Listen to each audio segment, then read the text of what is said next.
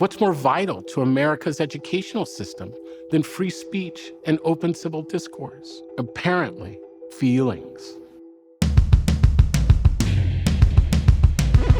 Just last year, 37 states wrote 54 separate bills aimed at restricting teaching and training at schools by banning the discussion of what they call divisive concepts around race and gender in American history. And in at least 14 of these states, the bills have now become law. That's right, at least 4 of the new state laws in almost identical language prohibit any teaching that would cause discomfort, guilt, anguish, or any form of psychological distress on account of an individual's race or sex. Now, to some degree, that makes a lot of sense. Who wants to feel uncomfortable at school, much less anguished or psychologically distressed just because you happen to be of a particular race or sex? Not me.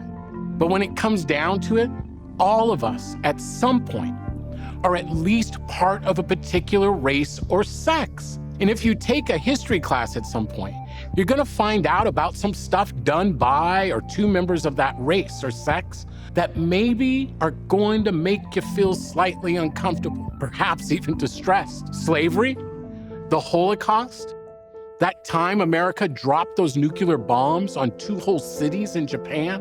Or how about Black soldiers participating in attacks on Native Americans? Or some Native American tribes owning slaves?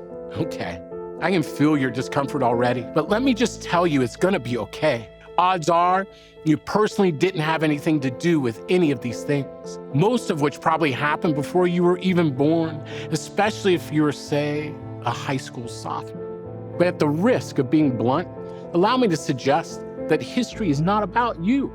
It's about all of us, and whether we, the people, have truly learned from our past. Individuals don't just randomly come up with racist ideas on their own. Racist laws don't get passed in a vacuum.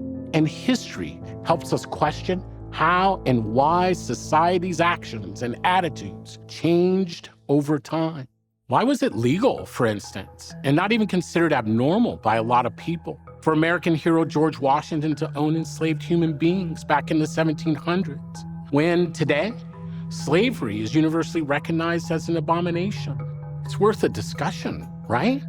The Florida Department of Education's critical race theory law forbids teaching the idea that racism is not merely a product of prejudice, but that it is embedded in American society and its legal system in order to uphold the supremacy of white persons. It also says you can't deny or minimize the Holocaust. So, if a history teacher in Florida is obeying the law and recognizing the Holocaust, and they get to the part where Nazis used Jim Crow laws from the US as a model for how they discriminated against Jewish people in Germany, all of a sudden, that teacher is in a bind.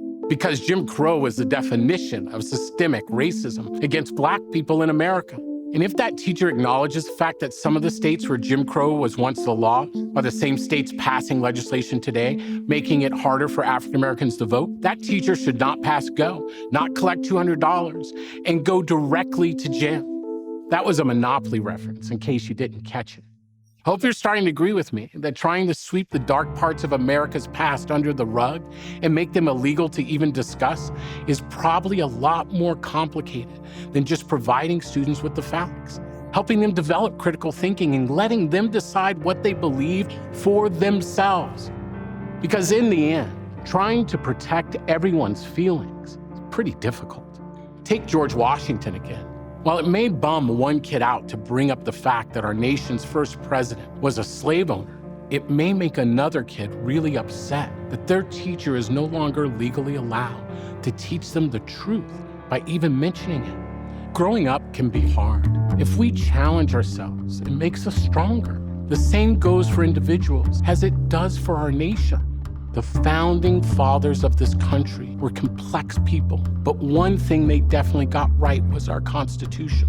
It's a living document that should, and in fact, has been amended many times to continually bring us closer to that more perfect union that they wrote about in the preamble.